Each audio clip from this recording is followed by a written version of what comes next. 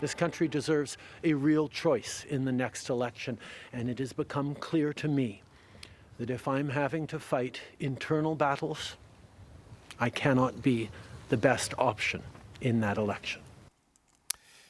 You know, it may be hard to believe, but that was Monday. Now, on Friday, the race to replace Justin Trudeau is officially on. And sources say former central banker Mark Carney will launch his campaign next week. Former Finance Minister Chrystia Freeland is said to be gathering supporters. And multiple cabinet ministers are still considering a bid, while some ministers are bowing out. Am I ready to be the first woman to lead the Liberal Party of Canada? And the answer is yes.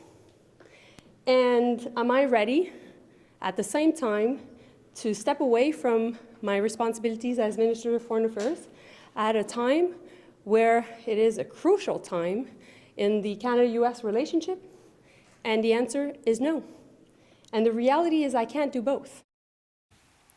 Well, both Foreign Affairs Minister Melanie Joly and Finance Minister Dominic LeBlanc say they're not running, arguing their jobs are too important right now, given the threats coming from the incoming Trump administration. And then today, a development on the possible candidacy of former BC Premier Christy Clark. Clark has been criticized by some Liberals for joining the Conservative Party to vote for Jean Charest in the leadership race won by Pierre Poilievre. Well, today, in an exclusive interview with CBC's podcast The House, Clark told host Catherine Clark she had, in fact, never joined the Conservatives. You have called yourself a lifelong Liberal, but you voted in the last federal Conservative leadership race. That would have required you to cancel your Liberal Party membership in order to join the Conservative Party. How long were you a member of the Conservative Party, Christy Clark? Never. But you voted in the race, did you not? No, I didn't. And I never got a membership, and I never got a ballot. What I did, though, I will say, Christy Clark, we reached out to the Conservative Party, who told us, in fact, that your membership was cancelled. Oh, well, why don't they come out and show my membership or my ballot? They never sent me any of those, although I wouldn't put it past them to manufacture one of them. Okay, that, of course, was Catherine Cullen speaking to Christy Clark, not Catherine Clark. It's been a week. But that statement by Christy Clark today contradicted many statements that Clark made when that race was happening, like this one. I'm joining the party so that I could support my friend, Mr. Charest, and you know what I think he can bring to the national dialogue.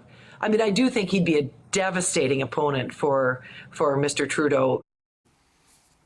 Okay, it's time to bring in our party insiders to talk about all of this. Greg McEachern is a former Liberal ministerial staffer. Fred Delory is a former Conservative campaign manager. And Melanie Richer is a former communications director for the NDP. Where to begin? Because here we are. Greg, let's just start with this, with Christy Clark. I mean, I've got a Canadian press story here where from August of 2022, speaking Wednesday, Clark said she recently received her ballot in the mail and will vote in the contest. Quote, I think Jean Charest will be a fantastic prime minister. How are Liberals going to react to all this? Not great. You know, look, I probably, along with my colleagues here, we probably pay too much attention to the news. I'm well aware of Christy Clark. She spoke to center-ice Conservatives. Yep. She supported Jean Charest. She did that interview. I've seen that interview. I've shared that interview with Clark supporters.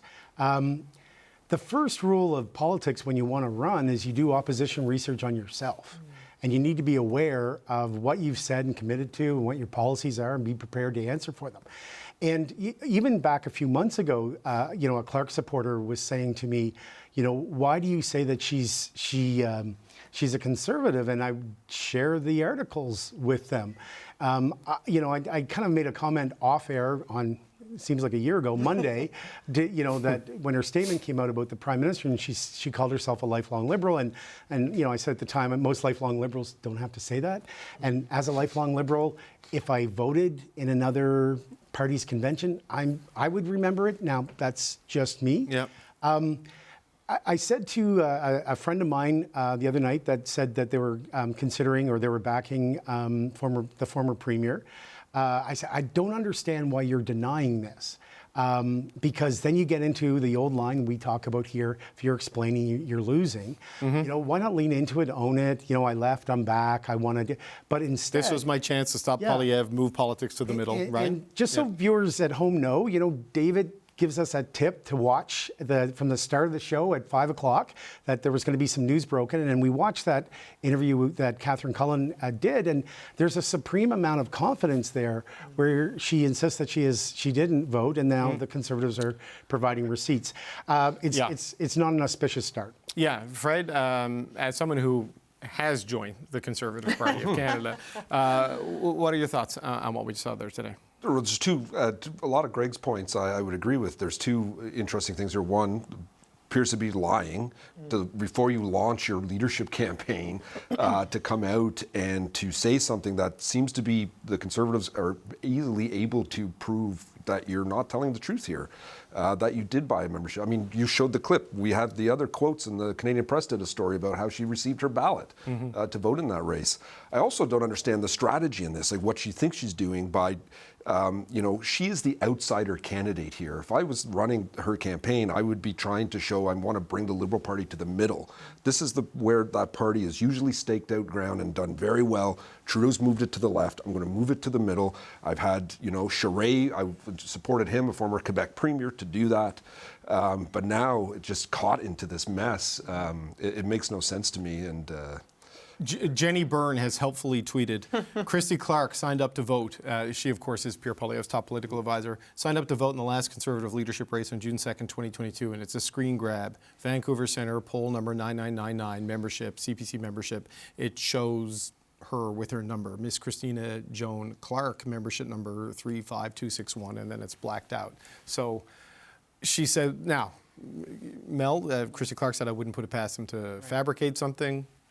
I mean, And a time machine to go back and to give the Conservative Party doesn't even need to. She's said it herself, in this clip. She said we had it with the Canadian Press. It's kind of hard. But what's interesting about what both of you said is there was actually an opportunity there for her, right? Had she been properly prepared or had she gone through this, there's an opportunity to say, I'm not super pleased with the direction that the Prime Minister has taken the Liberal Party. And here's what my vision for the Liberal Party is.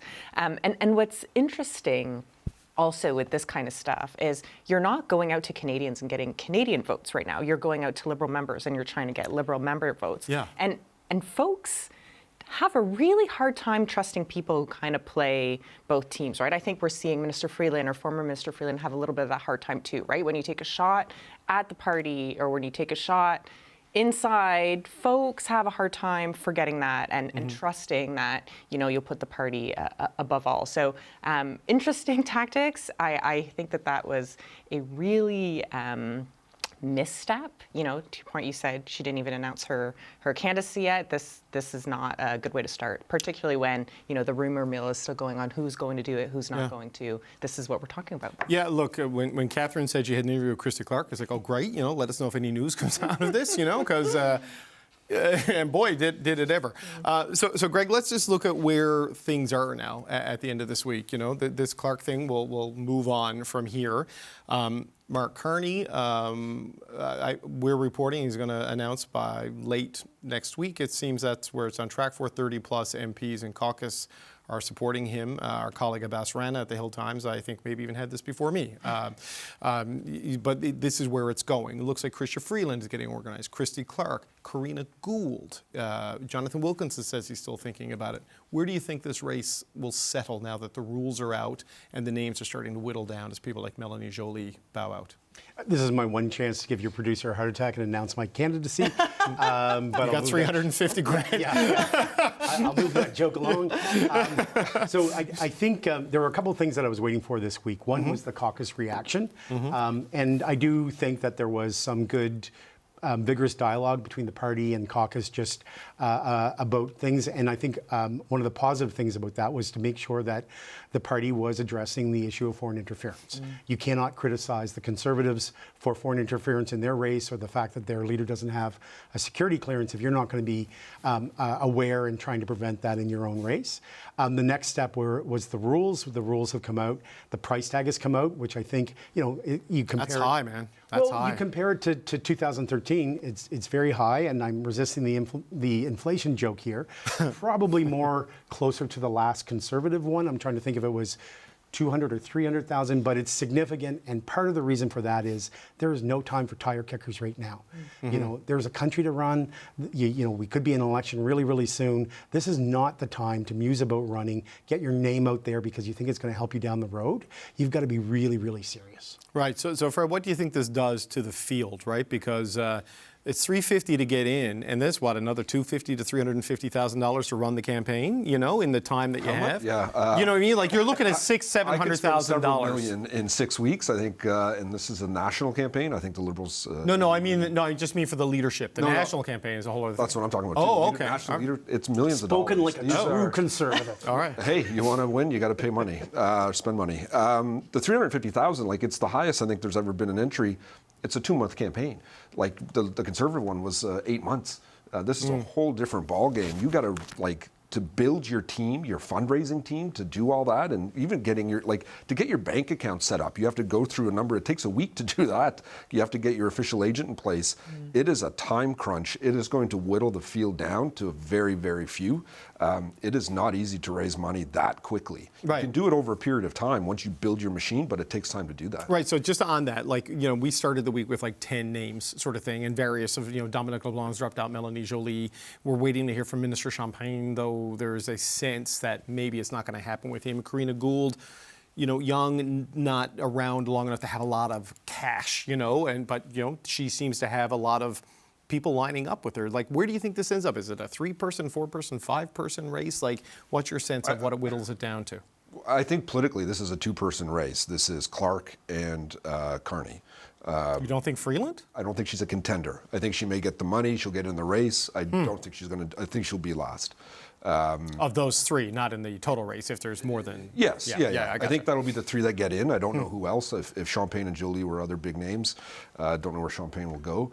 But the other names out there, like McKinnon and Wilkinson, they're just... I don't think they won't bring in the money to get through those thresholds to get on the ballot. It's incredibly hard to do coming out of the gate like this if they're not ready right now to do it. It doesn't. If they're still thinking about it, they're already too late. Mel, what's your sense of it? I spoke to someone, a Liberal who has worked on a lot of leaderships and a lot of national campaigns, and their view was that this is Freeland's to lose, just based on name recognition and some things. I don't know.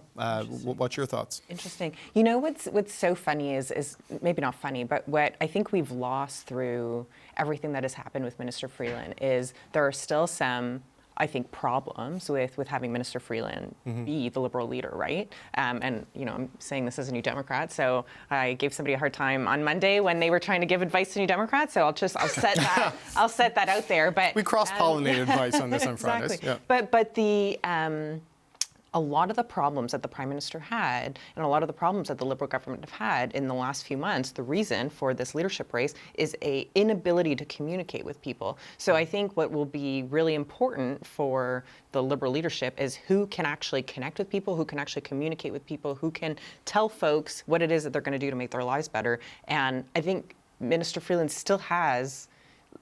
She was one of those problems. She was one of the problem communicators. So I actually find that interesting. And again, if I was voting for the Liberals and she had done what she had done, I would have a really hard time trusting that that's the person who should have my vote to lead the party. But again, New Democrat, not a Liberal, not voting in this race. Right. Well, maybe. Who knows? There's a lot of shifting membership. I am quietly rooting for Freeland. I'd love to see her as leader, as a conservative. For New Democrats, too, she's...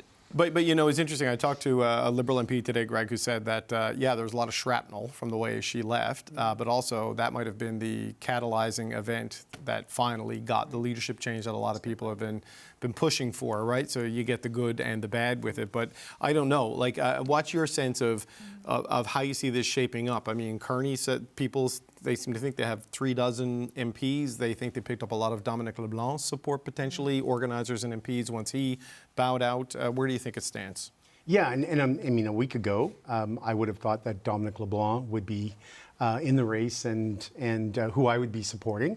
And just for the record, I'm not supporting anyone at this point, and we'll see what happens. What I think right now is people are going to try to, determine when the Conservatives target Carney, and they've continued to target him. Why is that? Because they are the most scared of him. And when you've got a short leadership race and you want to see, what is your best chance here, you're going to look for the tells that your opponents are giving you. I mean, one of the things I really want to see was Dominic LeBlanc debate Pierre Poilievre. I would have liked to have the popcorn franchise for that. I think that would have been really interesting. My concern about someone like Mark Carney, and I would extend this to Chrystia Freeland, is Pierre Poilievre has been a debater his entire life. That's where he comes from. And that emphasis and discipline on communications is really, really strong. We've also seen examples where he's not able to quickly pivot when the news of the day changes recently.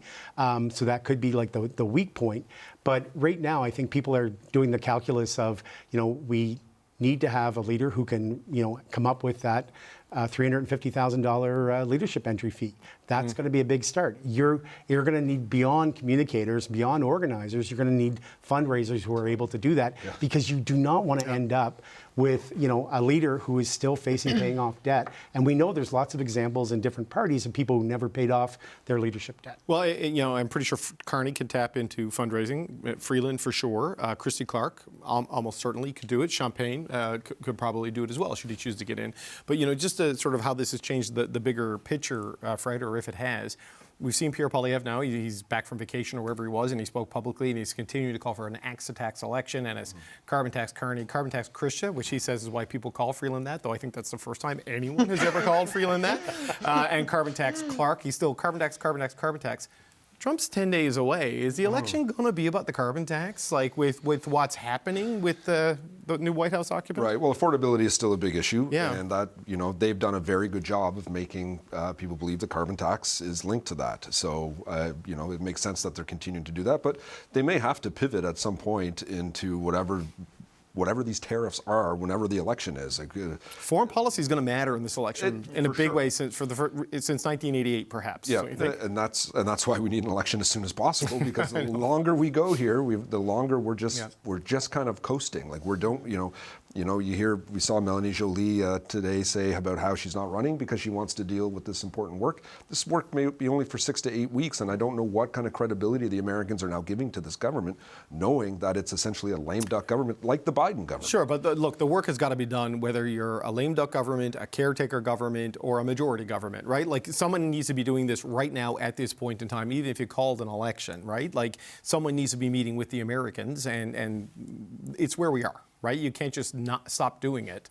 Because of the political situation. If we call an election, we can get at least some government with a true mandate ready to go and deal with them that could be in long term for the next number of years dealing with Trump. Whoever wins that election gets to do that. I'm pretty sure that's going to happen May. The Canadians will be voting late April, early May, ruining my 52nd birthday. But what's your thoughts on whether this shift does, the shift in the Prime Minister's office, the shift in the White House, whether this is going to shift the sort of the focus of the election campaign? And also, my colleague Louis Blouin had a story today about Trudeau reaching out to the NDP to see if they could extend the life of the Parliament. I mean, do you think that is the sort of thing that there's any potential for something like that happen in the interim? I'm going to say no. Okay. I think it's pretty clear now that that's not going to happen. Mm-hmm. I don't talk to folks in the bloc, so I can't speak for what Mr. Blanchet's thinking. But I think what we saw on Monday was Jagmeet getting ready for a campaign, and maybe not day one of his campaign, but definitely I think what we should expect from him and New Democrats kind of moving forward. As for does it change the campaign or does it change an election campaign? What's happening in the States? I think absolutely. I think it's still an affordability, but it's a different affordability question. There's going to be a referendum on Trudeau too if he stayed, don't you think? Yeah, for sure. Oh, absolutely. But now that Trudeau's out of the equation, I don't know who's talking about the carbon tax right now. In my regular life, people who are not partisan, when I went home over Christmas, it was, what are we going to do with the states? What are we going to do if tariffs are coming? What are we going to do if we lose our jobs? This is going to make everything more expensive. How are governments handling this? I haven't heard from the Prime Minister on this. What are they doing? From folks who are plugged in, not plugged in, everything. And since then, I would say that conversation has continued, particularly with Trudeau stepping down.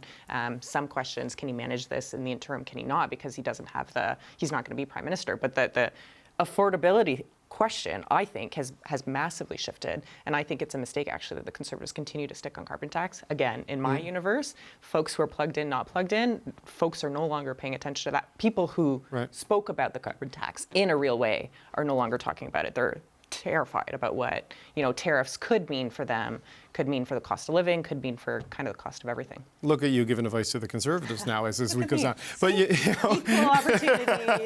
Yeah, but Greg, the Liberals had hoped for a long time, or mused for a long time, that the election of Donald Trump might change their political fortunes by changing the equation. And it didn't do that in the public opinion polls for Justin Trudeau. But now it may change the issue set and the ballot question and the argument for the election. And certainly from what you hear when people talk about Chrystia Freeland and when people talk about Mark Carney, it's their ability to deal with Trump specifically and like Brexit and the financial crisis and big geopolitical issues, and trying to make that sort of the issue that a lot of voters are thinking about in the Liberal Party and then in the broader Canadian electorate. Yeah, and I think Trump ultimately did change the fortunes of Trudeau and the Liberal Party because, the cabinet shuffle was about addressing that. There may have been some things earlier by who initially went to Mar-a-Lago with the Prime Minister. It was Dominic LeBlanc. So there is that element of it. I thought it was interesting the other day when President Trump was asked about comments that Pierre Poilievre made, and he swatted them aside. And I don't think that's a personal thing. I just think it doesn't matter whoever it is with Donald Trump. He's just going to do that. And I think, if I was a Conservative advisor or working for a Conservative MP, that's something that I would kind of like, it gives you that sinking feeling in the stomach where, whoever has to deal with the Trump government is going to have a lot of challenges. And it's, and again, I think it'll only be so long before Trump starts to get some internal battles that are going to take his attention away, whether it's his VP trying to get the nomination, whatever happens with co-president Musk, all those things. He's going to be a lame duck within about 18 months because the Republicans will start their race. But for those first 18 months, whoever's in government in Canada, it's going to be horrifically challenging. I think part of the problem for the Conservatives as well is an expectation management one. I'm not sure that people entirely know what tax is being axed. And I remember when the Conservative leaders stopped at the border for those protesters, and there was a woman who was asking him questions, and it was pretty evident. I remember CBC's That Issue panel discussed it. It was evident that they didn't really know that it was the carbon tax that they were talking about. So you have an expectation management issue too. Well, that's the Nova Scotia-New Brunswick border, just for clarity, not the Canada-U.S. border, because that's the border we're all talking about. That's the only border that matters. But it's our border to Western Canada. No, I hear you. But it's been interesting to watch a lot of people sort of siding with Donald Trump against Justin Trudeau, siding with Elon Musk against Justin Trudeau in the run-up to the elections. And now that the 51st state issue is on the table, there might be some buyer's remorse there. Like, you may hate Justin Trudeau, but you should still maybe be on the side of Canada, right? So, Fred, I just wonder, like, do the Liberals have a chance with this race and with that dynamic to sort of flip the script a little bit here? Because nothing to this point has moved anything for them. Now the big disruption of the Prime Minister leaving, this race happening in the face of tariff and annexation talk, it seems like a new political climate is brewing. Yeah, I think where Trudeau has, his numbers have gone down. He's brought the party with him, and all of the people that are running for leader in some way could be tied to him in some way or some of the policies. So that's going to be an immense challenge for them to navigate from that. I don't see how they do that. And trying to think that the Trump thing is a lifeline, I don't see that.